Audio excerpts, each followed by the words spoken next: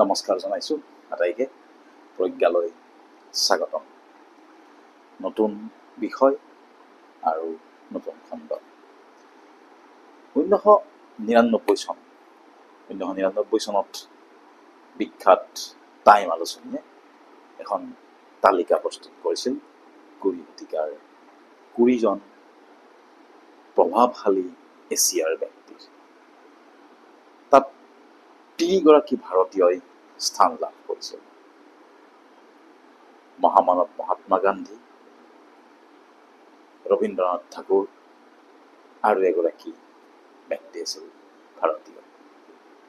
সেই যিগৰাকী ভাৰতীয়ই এই তালিকাখনত স্থান পাইছিল, পৰৱৰ্তী সময়ত বা 2024 চনতেই বুলি মই কৈ দিছোঁ, তেখেতে পাইছিল ভাৰতৰ সৰ্বোচ্চ অসামৰিক সন্মান ভাৰত ৰত্ন।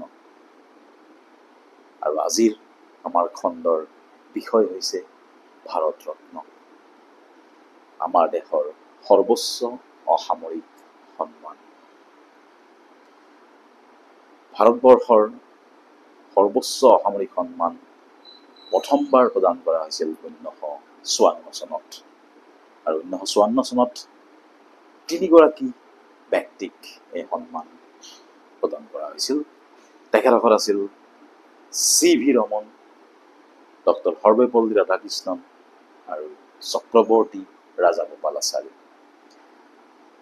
লক্ষণীয়ভাৱে সৰ্বেপল্লী ৰাধাকৃষ্ণনে ৰাষ্ট্ৰপতি হোৱাৰ পূৰ্বেই আমাৰ দেশৰ সৰ্বোচ্চ অসামৰিক সন্মান লাভ কৰিছিল। এই ভাৰত ৰত্নৰ যিখন তালিকা, এই তালিকাখনত মৰণোত্তৰভাৱে দিয়া ব্যক্তিৰ নাম সংযোজিত হৈছিল 1966 চনত। আৰম্ভণিতে কিন্তু ভাৰত ৰত্ন সন্মান মৰণোত্তৰভাৱে দিয়াৰ পৰম্পৰা নাছিল বা নিয়ম নাছিল। কিন্তু 1966 চনত আমাৰ দেশৰ প্ৰাক্তন প্ৰধানমন্ত্ৰী লাল বাহাদুৰ শাস্ত্ৰীলৈ এই সন্মান মৰণোত্তৰভাৱে প্ৰদান কৰা হৈছিল।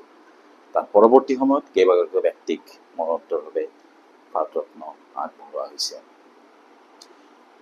ভাৰত ৰত্ন সন্মান লাভ কৰা আটাইতকৈ বয়োজ্যেষ্ঠ ব্যক্তি বুলি যদি আমি কওঁ, তেতিয়া আমি নাম ল'ব লাগিব ধনন্দৰ কেশৱ কানড়ে। তেখেতৰ 100 বছৰীয়া জন্মদিনত এই সন্মানেৰে বিভূষিত কৰা হৈছিল। আৰু আটাইতকৈ কনিষ্ঠতম ভাৰত ৰত্ন হৈছে শচীন ৰমেশ তেণ্ডুলকাৰ।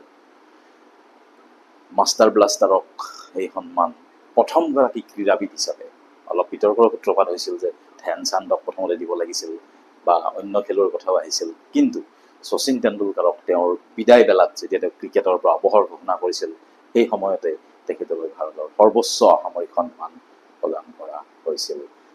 আৰু শচীন তেণ্ডুলকাৰৰ লগত এগৰাকী বিজ্ঞানী CN ৰাও, তেখেতক এই সন্মানেৰে বিভূষিত কৰা হৈছিল যৌথভাৱে।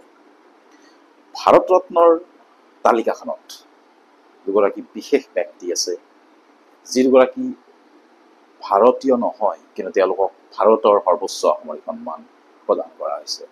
তেখেতসকল হৈছে ৰামধেনুৰ দেশৰ প্ৰাক্তন ৰাষ্ট্ৰপতি, ৰেইনবো নেশ্যনৰ ৰাষ্ট্ৰপতি, প্ৰাক্তন ৰাষ্ট্ৰপতি নেলছন মেণ্ডেলা।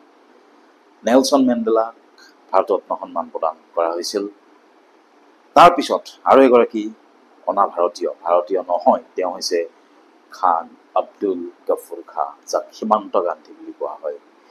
এই দুগৰাকী ব্যক্তি আছে ভাৰত ৰত্নৰ তালিকাত, যাক ভাৰতীয় নোহোৱাকে এই সন্মান আগবঢ়োৱা হৈছে। মাদাৰ টেৰেছাও পাইছে এই সন্মান, কিন্তু মাদাৰ টেৰেছা ভাৰতীয় নাগৰিক হিচাপে, তেখেতে নাগৰিকত্ব পোৱাৰ পিছত আচলতে সন্মানটো প্ৰদান কৰা হৈছিল। আৰু আমি তালিকাখনৰ কথা যদি ভাবোঁ, ভাৰত ৰত্নৰ কথা, তেতিয়া আমাৰ মনলৈ আৰু দুটামান কথা আহিব যে ভাৰত ৰত্ন সন্মান প্ৰথমগৰাকী অভিনেতা কোন আছিল।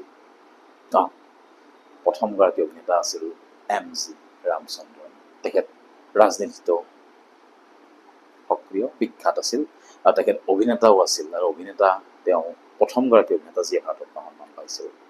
ঠিক তেনেদৰে যদি আমাৰ মনলৈ আহে যে প্ৰথমগৰাকী সংগীতৰ শিল্পী, সংগীতৰ লগত জড়িত ব্যক্তি কোনে প্ৰথম ভাৰত ৰত্ন সন্মান লাভ কৰিছিল, বহুতে ভাবে যে লতা মংগেশকাৰ প্ৰথম নহয়। প্ৰথম সংগীতৰ লগত জড়িত শিল্পী আছিল MS শুভলক্ষ্মী, MS শুভলক্ষ্মীয়ে এই সন্মান লাভ কৰিছিল। প্ৰথম মহিলাৰ কথা যদি আমি কওঁ যে ভাৰত ৰত্ন সন্মান পোৱা প্ৰথমগৰাকী মহিলা কোন আছিল, তেতিয়া আমি ক'ব লাগিব প্ৰাক্তন প্ৰধানমন্ত্ৰী ইন্দিৰা গান্ধী। এতিয়া ভাৰত ৰত্নৰ লগত আমি অসমৰ সম্পৰ্ক স্থাপন কৰিব লাগিব। অসমৰ এই পৰ্যন্ত দুগৰাকী ব্যক্তিয়ে সৰ্বোচ্চ সামৰিক সন্মান লাভ কৰিছে। এই দুগৰাকী ব্যক্তি হৈছে আমাৰ প্ৰথম মুখ্যমন্ত্ৰী গোপীনাথ বৰদলৈ। গোপীনাথ বৰদলৈ আছিল ভাৰত ৰত্ন সন্মান লাভ কৰা প্ৰথমগৰাকী অসমীয়া। মৰণোত্তৰভাৱে তেখেতক 1999 চনত এই সন্মান প্ৰদান কৰা হৈছিল। পৰৱৰ্তী সময়ত 2019 চনত মৰণোত্তৰভাৱে আৰু এগৰাকী ব্যক্তি সুধাকণ্ঠ ডক্টৰ ভূপেন হাজৰিকাক এই সন্মান প্ৰদান কৰা হয়। আজিৰ তাৰিখলৈ এই দুগৰাকী ব্যক্তিয়ে অসমীয়া হিচাপে আমাৰ দেশৰ সৰ্বোচ্চ অসামৰিক সন্মান লাভ কৰিছে। এতিয়া আমি যদি উভতি যাওঁ সেইগৰাকী এছিয়াৰ কুৰিগৰাকী প্ৰভাৱশালী ব্যক্তিৰ তালিকাত স্থান পোৱা যিগৰাকীক এইবাৰ 2024 চনত সৰ্বোচ্চ অসামৰিক সন্মান প্ৰদান কৰা হৈছে, কোন হ'ব পাৰে বাৰু তেখেত? তেখেত হৈছে ভাৰতৰ সেউজ বিপ্লৱৰ পিতৃস্বৰূপ MS স্বামীনাথন। MS স্বামীনাথনক 2024 চনত আচলতে 5গৰাকী ব্যক্তিক দিয়া হৈছিল, বেলেগ বেলেগ সময়ত বেলেগ বেলেগকে। কৰ্পূৰী ঠাকুৰ, LK আদৱানী, PV নৰসিংহ ৰাও, চৌধুৰী চৰণ সিং, লগত আছিল MS স্বামীনাথন। নৰমেন বৰলেগৰ যি সেউজ বিপ্লৱৰ ধাৰণা তাক ভাৰতত সাকাৰ কৰিছিল, ৰূপায়ণ কৰিছিল এইগৰাকী মহান ভাৰতীয়। আজিলৈ ইমানেই। ভাৰত ৰত্ন সম্পৰ্কীয় এই তথ্যৰে সজালো আমাৰ এই অনুষ্ঠানটো। আপোনালোকৰ যি সঁহাৰি তাত আমি অভিভূত। পৰৱৰ্তী সময়তো আমি এনেদৰে নতুন নতুন বিষয় লৈ আগবাঢ়ি যাম প্ৰজ্ঞাৰ মঞ্চত। তেতিয়ালৈ দীপাংকৰ কৌশিকক বিদায় দিয়ক। ধন্যবাদ।